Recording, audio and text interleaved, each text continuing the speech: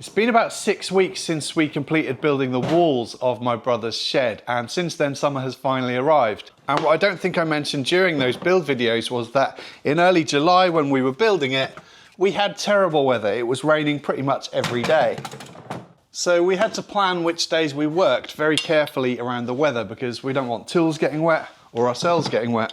And that wet weather created some other serious issues for us too. The tongue and groove cladding that was delivered directly to my brother's house was constantly getting wet. My brother did put a tarpaulin over it, but to be honest, I'm not convinced that actually helps. Because as I mentioned during the build, the boards arrived directly from the pressure treatment plant and they were soaking wet, full of all of that treatment stuff that gets pumped inside them. And unless you can get plenty of airflow to the boards, they're not going to dry out unless you can get sticks in between them to help the airflow around each board, which incidentally is what I did when I built my shed in 2020. The trouble is that allowing the boards to dry out is problematic too, because when I built my shed back in 2020, I let the boards dry out for a couple of weeks, and as the wood dries out, it tends to twist and warp, which renders a lot of the boards completely unusable unless you're using them for very short lengths. And that's why I did a lot of moaning and whining when I built my previous shed, because I found it impossible to get the tongues properly seated into the grooves. Which is why this time around I decided to do things differently. Firstly, because the boards were so wet, I decided to fit them as close as possible together. We even used a floorboard clamp to get the boards tight, and we applied lots of downward pressure when fitting the boards to the walls. Secondly, I decided to use 2 fixings into each stud. My logic being that there's less area in between those fixings, which means that expansion and contraction is limited somewhat. So in theory, or in my head anyway, there's much less chance of any gaps opening up. And in the past, I've always preferred just to use one fixing because then you're much less likely to get cracks or splits appearing around that fixing. The downside is that you tend to get more cupping of the boards that are exposed to the most sun, but that's never created any issues, it just doesn't look so good. So really, whether you choose to use one fixing or 2, each method has its own advantages and disadvantages. So having completed that most recent build and feeling that I'd done everything I could to limit any risk of any gaps opening up, imagine my horror when my brother sent me this photo. And this one too. Now some of you will undoubtedly say it's a shed, who cares if there's a few gaps? And I'm sure others will say it's down to our poor quality workmanship. But bearing in mind we did everything we could to get these boards seated firmly together and using 2 fixings, the critic in me has to question why the tongues and grooves that are manufactured into these boards have such a small overlap. Surely problems like this could be resolved just by making the tongues and grooves a couple of millimeters bigger. So what do we want? Bigger tongues and grooves! When do we want it? Now! Well, a few weeks ago would have been nice. To make matters worse, having looked into this quite a lot on the internet, I've seen lots of advice online about fitting tongue and grooves suggesting that you should purposefully leave gaps in between each board for expansion obviously, but without any suggestion that you should first take into consideration things like, are the boards pressure treated? If so, how wet are they as a result of that? And if not, what the moisture content of the wood is, what time of year it is, humidity levels, etc, etc. So I can only assume that there must be many people, perhaps with even less experience than me, who fitted it only to later run into problems. This isn't a problem that's specific to my work. If you look on the internet, you'll see that it's a very common problem. In fact, my parents' summer house, which is a prefabricated shed, has exactly the same problem. As you'll see here, my dad had to replace the bottom 5 boards of tongue and groove where gaps had opened up between them, and then he's applied some green stain to try and match them to the colour of the rest of the boards. But even since he's done that, another gap has opened up a little bit higher up.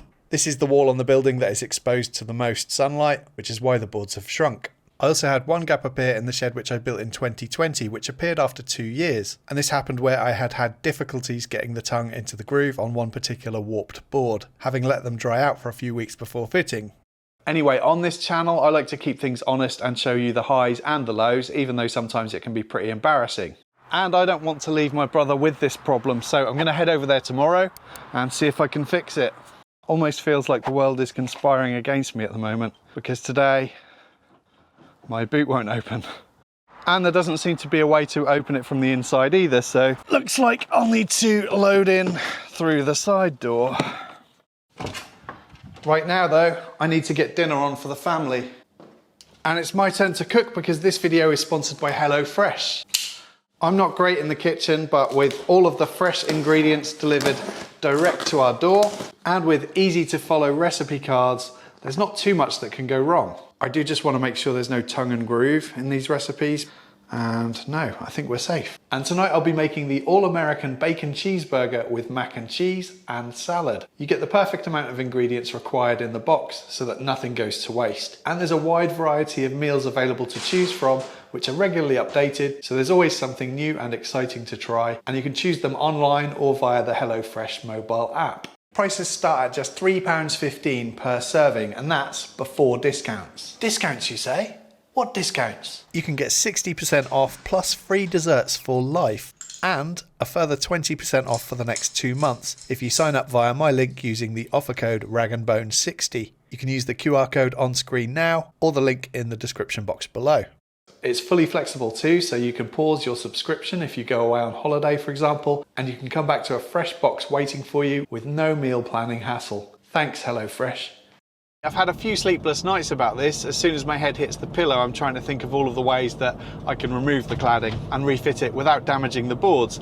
Now, obviously, if we'd have used screws, this would be really straightforward. You could just unscrew them and fit them again lower down. But if we'd have used screws, it probably would have taken us twice as long, maybe even 3 times as long to fit all of the cladding.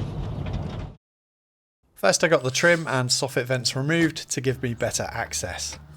So the first gap is pretty high up, which is a good thing. And because these lengths are so short, it means if I completely destroy these boards, getting them off, it doesn't really matter because we've got enough leftover material to be able to cut new boards and patch this in. So this should be a good area to start my experiments. Idea number 1 for removing the boards was to use a nail punch to push the nails right through the cladding, fully into the studs to release the boards. This obviously left some fairly large holes in the boards, which I thought I might be able to re-secure with screws, as they have a larger head than the nails. And while it would be a shame to have a mixture of both screws and nails on show, it would be the kind of thing that only a woodworker would notice, and I could just ask my brother not to invite any woodworkers over to his garden in future. Unfortunately though, I found it hard to get the nail right through the board without damaging it. The second idea was to use a pneumatic nail punch, so I brought my air compressor with me to try this. And with this it was much easier to make the nails disappear, but unfortunately it damaged the boards even more. Cracks would appear as soon as the force of the air pushed the nail through. The third idea was to use a small plug cutter to cut around the head of the nail, which kind of worked, but the holes left in the boards were too big to do anything with. And the only other idea I had was to try drilling out the head of the nails with progressively larger bits, but that didn't work either. So the next problem area is here, and in order to remove this board we'd need to remove either all of the ones above it, including those on this side as well, or all of the boards below it. And bearing in mind that I haven't successfully removed any boards without damaging them yet, I don't think we're going to have enough material left over. Originally my idea was to make 2 cuts either side of the studs, and I could have reused those pieces to clad the area that we've already removed the cladding from. But yeah, I just don't think this is going to work, unfortunately, and it's a little bit soul destroying.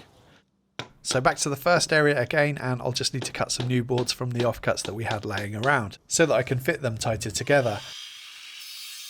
But now that these have dried out a fair bit, I'm not going to push them tight together, as I don't want to risk having the opposite problem when these boards swell with moisture in the winter. So I left gaps of around 2 to 3 millimeters before driving in the nails. Honestly, it's times like these when I question why I choose to work with wood. Sometimes it just feels like you can't win. Right, so obviously those gaps in the tongue and groove were massively disappointing, but bad experiences are always an opportunity to learn. So I wanted to talk about alternative options and how I might do things differently in future. Even though I much prefer products like Tongue and Groove and Shiplap over Featheredge, it's worth noting that you can install Featheredge with as much overlap as you want to avoid any risk of gaps opening up. So that's certainly a good alternative, and it's much cheaper at around 1/3 of the price. But in my experience, it's also more common to see splits opening up in the timber, which is one of the reasons why I'm not a huge fan of it. I think next time I use Shiplap or Tongue and Groove, I'll definitely leave the boards out to dry for a week or 2 in decent weather before fitting them tight together. That lesson has been learned the hard way. And I guess it's just best to over-order and use the straightest boards possible once they twist and warp. But I still think there's something to the idea I mentioned earlier though. Not that I really expect anything to ever change, of course. Obviously, if you're fitting boards that haven't been pressure treated that you know are nice and dry, then you definitely should leave gaps between the boards. I would estimate somewhere between 2 and 3 millimeters would be appropriate, but if you try that and run into problems, please don't come after me. For the area that I couldn't repair on my brother's shed, I've been thinking about other possible options. Putting some clear silicone in the gap seems like a good idea, as silicone is flexible, so you'd think it'd be okay expanding and contracting with the wood. But in reality, I tried that on the gap that appeared on my 2020 shed and it came away after a year or two. What I think I might do next time I'm over at my brother's is mount an offcut of the cladding on the inside, overlapping where the gap is. And if I cut some small slots into that, one in each corner, add some washers and then screw it into the boards, those slots will allow the wood to continue expanding and contracting and it'll hide the gap. So yeah, I might do that, although I get the impression that my brother might not be as bothered about the gaps as I am. I'm hoping that no further gaps will appear. From the inside, you can see how much separation has happened, and if they shrink by another couple of millimeters, then we might have a bigger problem on our hands. But to be honest, I doubt that will happen. I think the amount of contraction we've seen already that has been accelerated by weeks of sunny weather will hopefully be the extent of the problem.